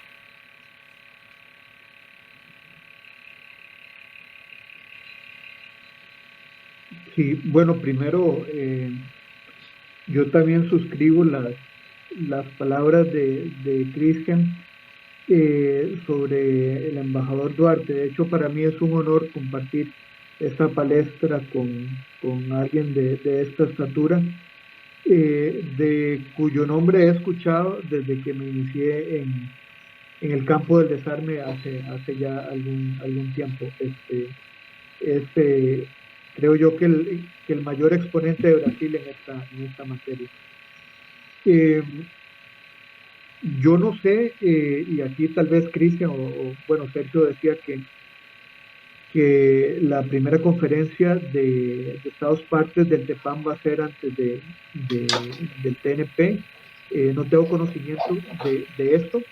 Sí, una decisión que tomamos incluso desde julio del 2017 fue que la primera conferencia de Estados partes fuera en Austria, ¿verdad? Bueno, no sé si en Viena, pero por lo menos en Austria. No tengo conocimiento de qué fechas estén pensando los austriacos, pero por cuestiones de la pandemia, o pandemia, como se dice, para decir una palabra en portugués, pandemia, yo supongo que van a tratar de atrasarlo lo máximo posible para tratar de asegurar que la gente pueda, o sea, que se pueda hacer presencial, ¿verdad? Lo que les daría tiempo hasta el 22 de enero del 2022 para hacer la reunión. También hay que ver cómo está el calendario de desarme, que generalmente está muy cargado. Yo sé que en noviembre, por ejemplo, tenemos CCW, tenemos armas biológicas, tenemos armas químicas, también municiones de fragmentación. Entonces, ellos tendrán que buscar la fecha. Sin embargo, es importante que, o sea, algo que tenemos que saber ya es que el TEPAN dentro del TNP va a ser lo que decimos the elephant in the room. O sea, es algo que no se puede obviar que existe. Yo les aseguro que en el discurso inaugural de los 84 países, por lo menos, que han firmado el TEPAN, un elemento fundamental va a ser la importancia del Tratado de Prohibición de Armas Nucleares. Incluso también otra anécdota, nosotros creo que fue la primera reunión preparatoria para este TNP, que fue en Viena en mayo del 2017, se efectuó en el tiempo entre la primera sesión de la conferencia del TEPAN y la segunda. La primera sesión, como les dije, había sido en marzo y la segunda iba a ser en junio. En el medio se realizó la primera reunión preparatoria del TNP en el 2017, y fue poco lo que se pudo avanzar porque estaban muy pendientes de lo que pudiera pasar en el TEPAN. Incluso nosotros no quisimos redactar el primer borrador hasta después de que tuviera lugar la primera reunión preparatoria del TNP en Viena en principios de mayo del 2017. El TNP está plasmado en el preámbulo del TEPAN, como lo decía el embajador Duarte. No son opuestos, son complementarios. Incluso es una medida, parte de esos building blocks que siempre mencionan los países, digamos, de la conferencia de desarme. Es una de las medidas que puede contribuir a hacer efectivo lo que dice el artículo 6 del TNP, y tenemos que construir sobre eso. Entonces, todos los países que somos parte y que hemos firmado el TEPAN somos parte también del TNP y siempre lo vamos a defender, y por eso no podemos poner a competir los dos tratados, sino precisamente tener que buscar esta sinergia. Y la principal sinergia es que son complementarios y que el TEPAN es una forma de hacer cumplir lo que dice, y es obligatorio para todos los países el TNP, para todos los que somos parte del TNP, que somos prácticamente toda la membresía de Naciones Unidas, excepto um número muito pequeno. Obrigado. Eu concordo, eu partilho dessa ideia de que todos os membros do TNP possuem a obrigação, né, de desarme, independentemente de possuírem ou não as armas nesse momento, mas todos adquiriram a obrigação de proibir essas armas e realizar o desarme completo. E, inevitavelmente, o TEPAN, nesse ponto, eu concordo integralmente que há uma complementariedade e uma sinergia, sem dúvida.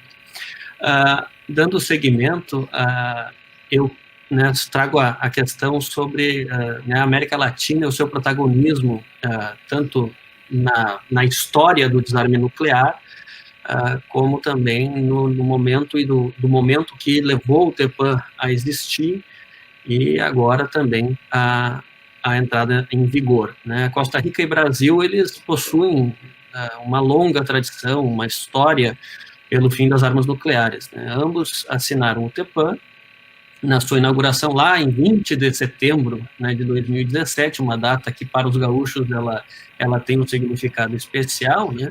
Mas lá no 20 de setembro de 2017, todavia a Costa Rica, né, dentre os dois, só a Costa Rica ratificou o tratado. Como vocês percebem, né, a situação do Brasil e da América Latina nessa próxima reunião de Estados-parte do TEPAN, obviamente, né, já que não é só o caso do Brasil não ter ratificado, mas também a ausência de alguns outros países da região enquanto signatários e Estados-parte para essa próxima conferência. Que ouvi rumores, né, não há nada certo, que há uma expectativa de que seja na Áustria, mas para talvez o final do ano, em decorrência da dificuldade de agenda frente às outras reuniões de temas similares, né, o que demandaria essa movimentação e atribuição de delegados, enfim. Mas isso são só rumores e expectativas, né? Mas, enfim, como fica a situação do Brasil e da América Latina nessa primeira reunião aí de Estados-parte? Embaixador Lisano, começa. Depois de começar. Obrigado, Sergio, embaixador.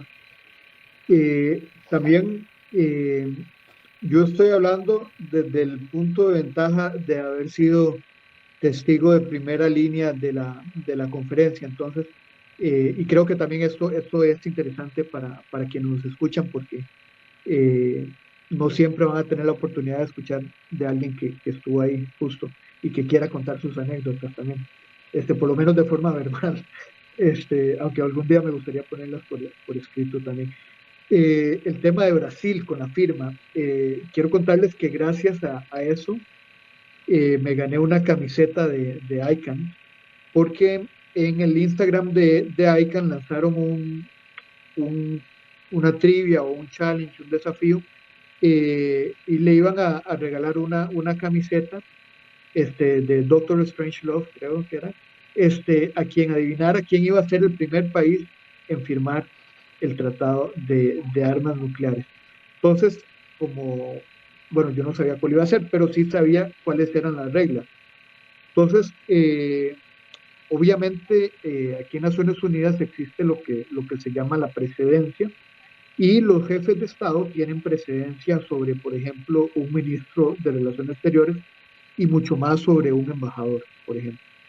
Entonces, se quiso abrir la firma el 20 de septiembre del mismo año que adoptamos el tratado, para lo cual tuvimos que correr, porque recuerden que el tratado se adoptó el 7 de julio, lo cual nos dejaba solamente 2 meses para hacer todos los trámites en la Oficina de Desarme de Naciones Unidas, ODA, para que el tratado estuviera listo para la firma, porque era importante que tuviera esta palestra, esta ventana de la Asamblea General, donde van jefes de Estado de todos los países, ¿no? Entonces, para nosotros era una prioridad número 1, y nuestro presidente, Luis Guillermo Solís, en ese entonces, él confirmó que él iba a estar en esa ceremonia de apertura de la firma. Entonces, bueno, ya yo sabía que Costa Rica iba a estar de los primeros. Sin embargo, ¿qué pasa cuando hay varios jefes de Estado? Entonces, ¿cómo opera ahí la presidencia? Bueno, orden alfabético. Entonces, yo averigüé con mis colegas cuáles otros de sus presidentes iban a estar en la apertura. Mi colega de Chile me dijo que la señora Bachelet iba a estar allí. Entonces ya yo sabía que no íbamos a ser los primeros, porque en el alfabeto, digamos que se sigue inglés, CH va antes de CO. Entonces Chile iba antes de Costa Rica. En español, la Che era una letra que va después de la C, pero bueno, entonces en inglés no es así. Y también averigüé con mis colegas de Brasil que Michel Temer iba a estar firmando. Entonces, y averigüé que ninguno de la A iba a estar. Entonces ya con eso yo sabía que Brasil iba a ser el primero, y así lo puse en el Instagram de ICANN, y me gané una camiseta que me dieron Beatriz Fin y ayúdame el nombre de tu colega que está también allá en Ginebra. Daniel. Y Daniel. Daniel. Yo tengo la foto ahí con Daniel también. Y al final me regalaron 3 camisetas. Entonces, bueno, salí ganando. Como les dije, para nosotros esta era una prioridad, tanto así que el presidente Solís, él dejó funciones el 8 de mayo del año 2016, y el Parlamento terminó funciones el 30 de abril del 2016, una semana antes. Este fue el último tratado que ratificó el Parlamento, lo ratificó el mismo 30 de abril, y el presidente Solís lo firmó el 4 de mayo, es decir, 4 días antes de terminar su función, y depositamos justo el 7 de julio del 2018, es decir, 2018, perdón, dije 2016, era 2018. Ratificamos el mismo día que se cumplía un año de la firma, perdón, de la adopción del TEPAN. Brasil siempre ha sido un país de los promotores, uno de los que ha estado a la vanguardia. Como lo dije en mi exposición, fue uno del core group ¿verdad? De los 6 países que presentaron la resolución en la Asamblea General para convocar esta conferencia. El otro país de la región fue México, y bueno, los otros fueron de otras regiones, pero Brasil siempre estuvo a la vanguardia. Nosotros obviamente esperamos que puedan pronto sumarse a esta familia, donde son importantes, donde tienen un liderazgo. De la misma forma, como decíamos que América Latina había sido la primera zona libre de armas nucleares, muchos de esos 50 países que ya ratificaron son de nuestra región, por lo cual la región va a ir muy fortalecida a esta primera reunión de Estados partes que tendrá lugar en Austria, según tengo entendido. Y esperamos que aquellos que en este momento todavía no han ratificado, pues puedan sumarse a nosotros en el menor tiempo posible. Você quer que eu responda? Sérgio, à vontade. Como é que fica o Brasil? Essa aqui é a pergunta, né?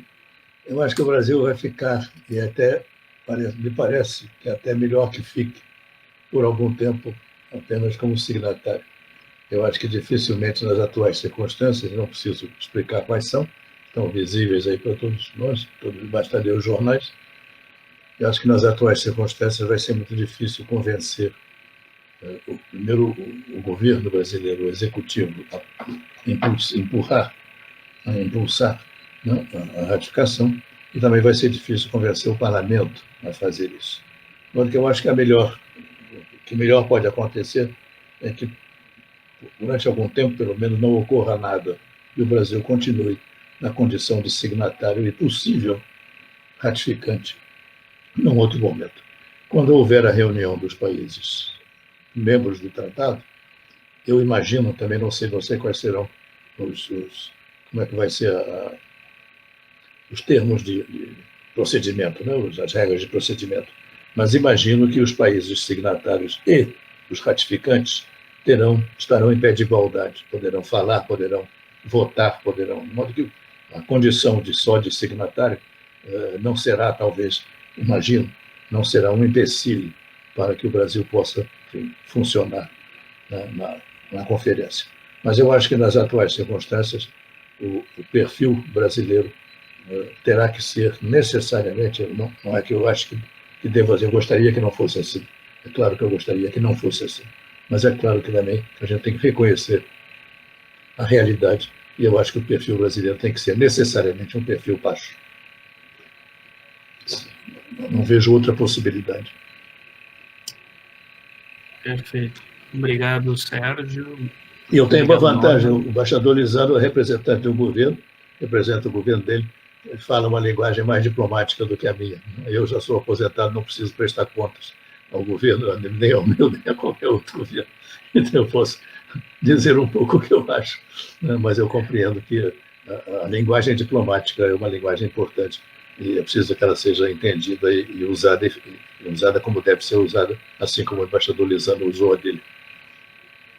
Perfeito, não, integralmente. Infelizmente, talvez a situação brasileira melhor, né? Concordo contigo, Sérgio. Tomara que, né, o governo possa se convencer da importância desse tratado e justamente o Congresso possa dar seguimento, né? Infelizmente, o tratado estava pronto para passar pela Comissão de Relações Exteriores quando do fim do governo, na época, né, do presidente Michel Temer, né, e por um motivo burocrático foi retirado de pauta na última sessão da comissão e houve a nova adequação, tendo em vista a nova composição do parlamento e a Comissão de Relações Exteriores e Defesa.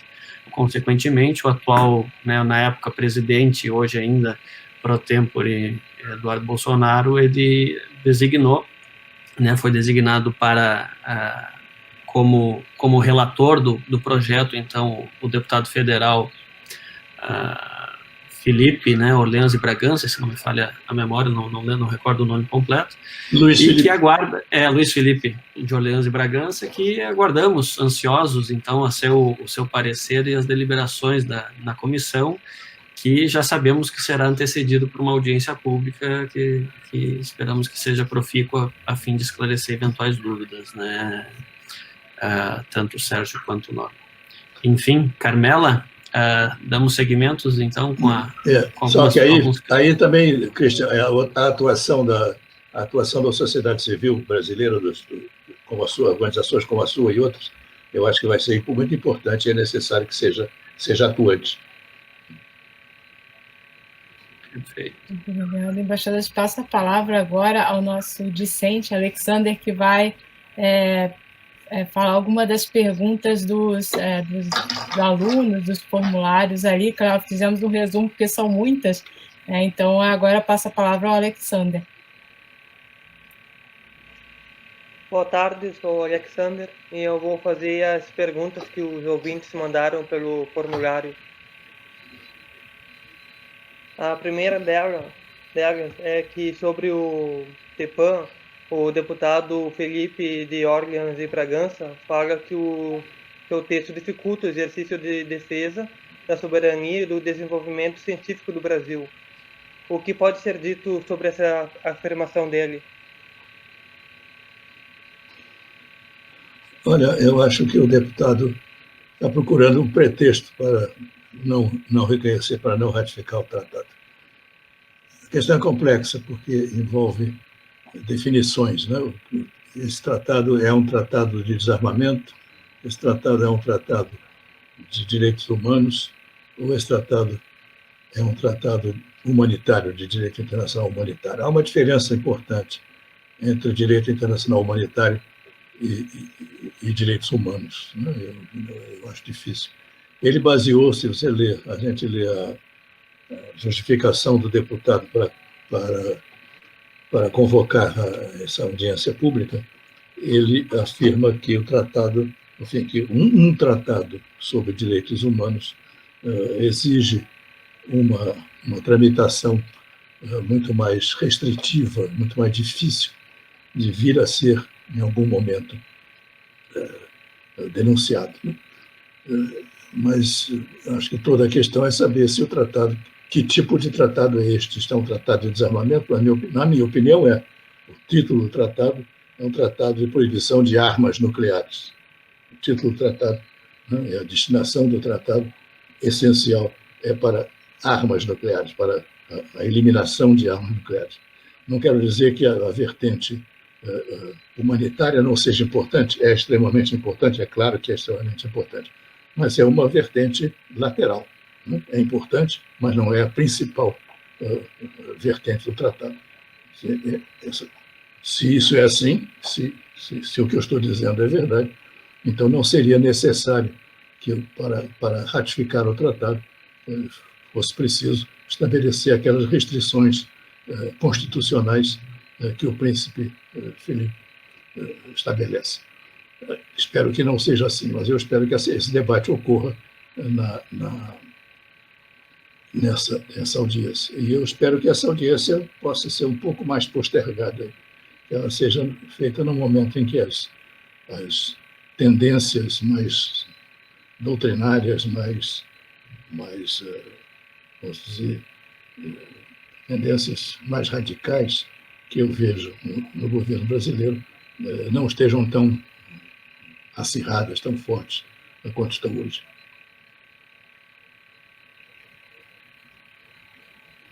Finalmente, só para dizer que o tratado já tem um rito, né, para a sua denúncia.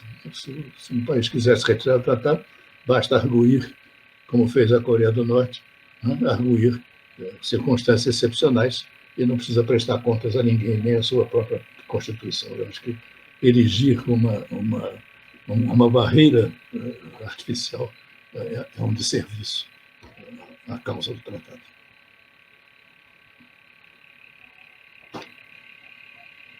O embaixador Norman pretende fazer algum comentário ou responder também a pergunta?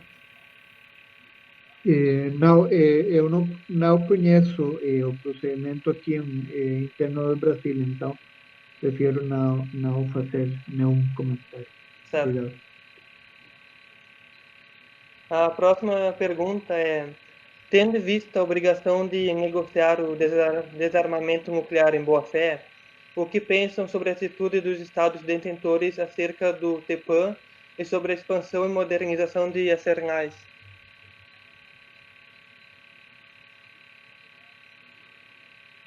Embaixador Lisandro, comece. Sí, como mencioné en una de las respuestas anteriores, efectivamente el artículo 6 del TNP establece esta obligación.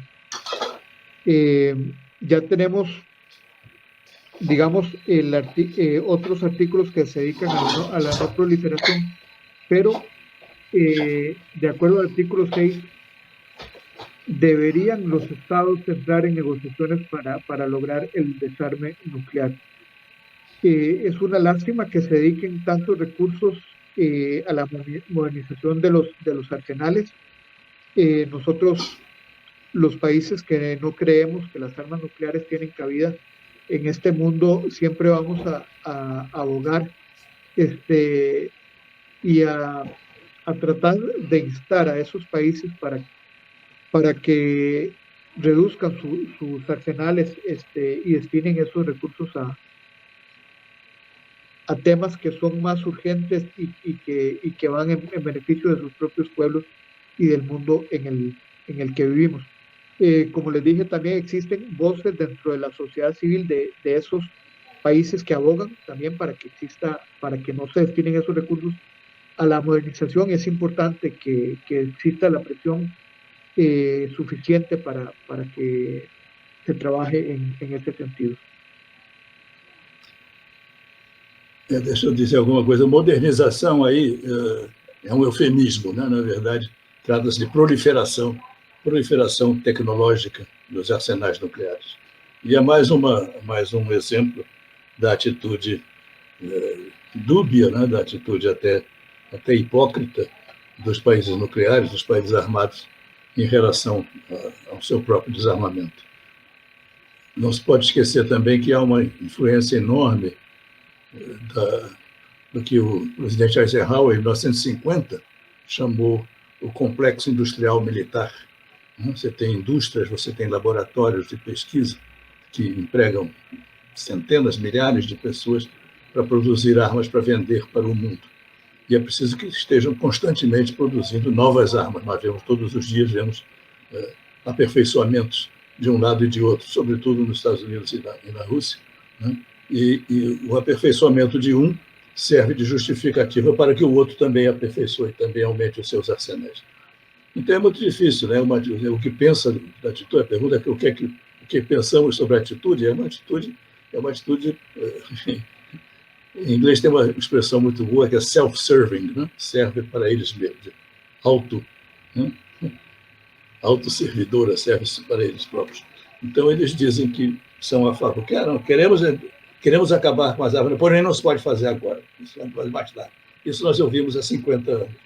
O Tratado de Não Proliferação tem uma cláusula de desarmamento, e eu me lembro, eu estava lá quando eu nunca uso a palavra quando se negociou o tratado na Conferência de Desarmamento, porque ele foi negociado entre a União Soviética e os Estados Unidos fora da conferência. Ele não foi negociado naquele grupo que tinha 18 países, entre os quais o Brasil, né? Já estava negociado. O que se negociou foi algumas redações, algumas modificações da redação. E uma dessas foi o famoso artigo 6º, que acabou sendo incluído numa redação dada pelo embaixador Garcia Robles, que era um mestre em utilizar a linguagem das Nações Unidas, né, a linguagem diplomática. Ele sabia muito bem trabalhar a linguagem diplomática, e ele, enfim, surgiu com essa versão, que é hoje o artigo 6º, que é altamente complexa, né? No fim, você não sabe bem o que é, né? Se você ler, né, ler o texto do artigo 6º. Você não sabe bem qual é a obrigação, se a obrigação é de desarmamento, se a obrigação é de desarmamento nuclear, se a obrigação é de um tratado de desarmamento geral e completo sobre controle internacional eficaz, se é a curto prazo, qual é o tamanho desse prazo, né? Se é de boa-fé, o que significa boa-fé. Tudo isso está lá e foi o que serviu, na ocasião, para que cessasse uma das principais reivindicações dos países não possuidores naquele momento na Conferência do Desarmamento. E, mesmo assim, eu devo dizer também para registro, porque essas coisas se esquecem. Eu escrevo isso de vez em quando, mas essas coisas se esquecem. O tratado de TNP, quando ele terminou, quando a discussão chegou a um certo ponto, havia a conferência tinha 2 co-presidentes. Os co-presidentes eram o representante da Rússia, da União Soviética e dos Estados Unidos, né? E que, como co-presidentes, eles geriam, né, gerenciavam o debate. Tinham apresentado um projeto, o projeto sofreu algumas modificações, acho que eles quiseram acrescentar, né? Não levaram em consideração uma série de outras emendas, uma série de outras propostas que foram fizeram, e finalmente apresentaram à conferência um texto final dizendo: olha, esse é o texto, e nós queremos mandar para a Assembleia Geral. E aí não houve acordo, não houve consenso. A conferência funcionava por consenso, né? Mas não houve consenso para mandar para a Assembleia Geral o texto do Tratado de Não Proliferação. O que fizeram os 2 co-presidentes? Mandaram sob sua responsabilidade. O relatório que foi mandado para a Assembleia Geral dizia: estamos nós 2 presidentes, né, o representante dos Estados Unidos e o representante da União Soviética, mandamos esse texto para a Assembleia Geral em nome do comitê. Em inglês, on behalf of the committee. E foi a saída que eles tiveram. E aí, naturalmente, na Assembleia, aí bastou a maioria para aprovar o texto do tratado. Mas essa tem sido, o que penso na atitude, é uma atitude que sempre serviu aos próprios interesses dos países armados, que é, basicamente, manter o seu armamento.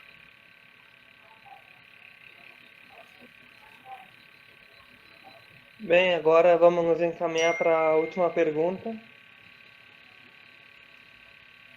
Até onde o Tratado de Proibição de Armas Nucleares será eficaz em reduzir a quantidade de armas nucleares, considerando que os países que possuem arsenais nucleares não aceitaram fazer parte?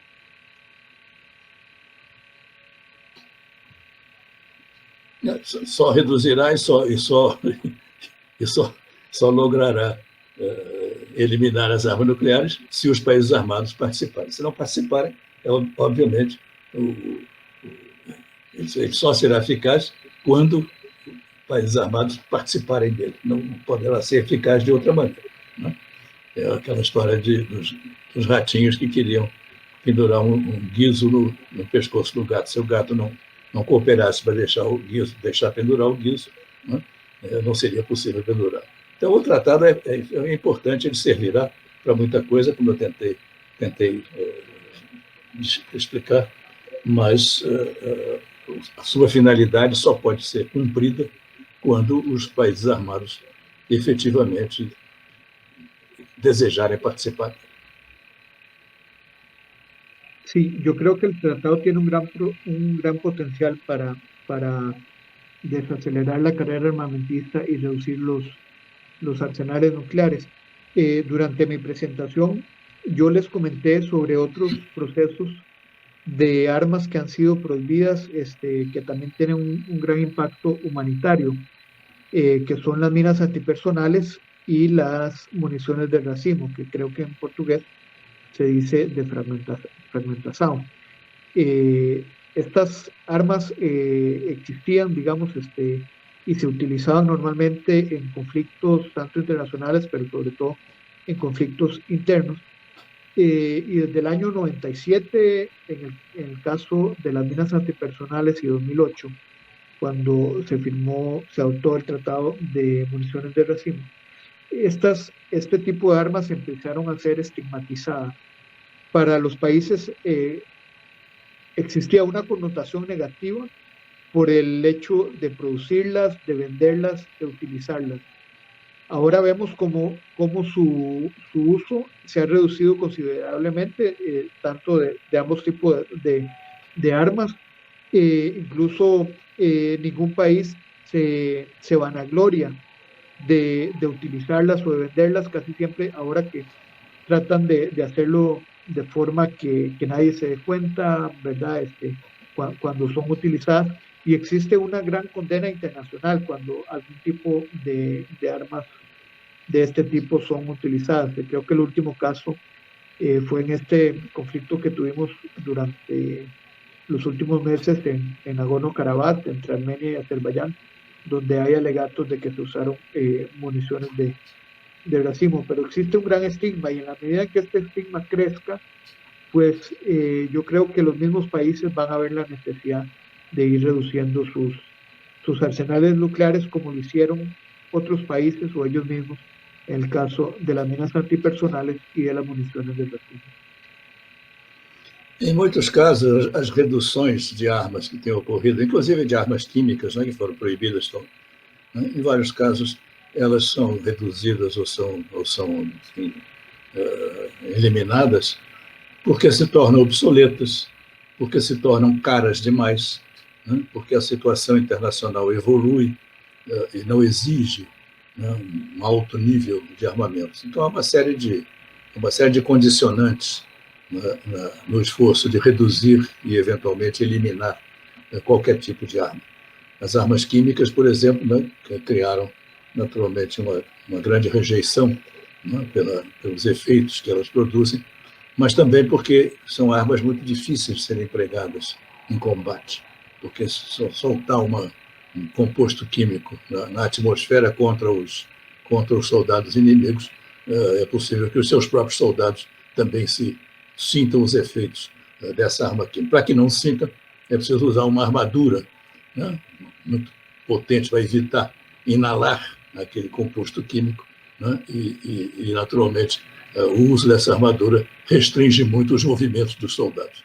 Então, chegou-se à conclusão de que, além da rejeição por motivos humanitários, né, da arma química, que era uma arma de destruição em massa, atinge a todo, não atinge apenas quem está combatendo, atinge quem estiver por ali, né? Além da rejeição por motivos humanitários, também havia, no caso das armas químicas e de outras armas também, né, certas razões, né, mais práticas, digamos, né, para que elas fossem eliminadas. Pode ser que um dia surja uma arma, né, que se chama em inglês a Doomsday Machine, né, a arma do juízo final, né, e que torne obsoletas as armas nucleares, e aí nós veremos o desarmamento nuclear.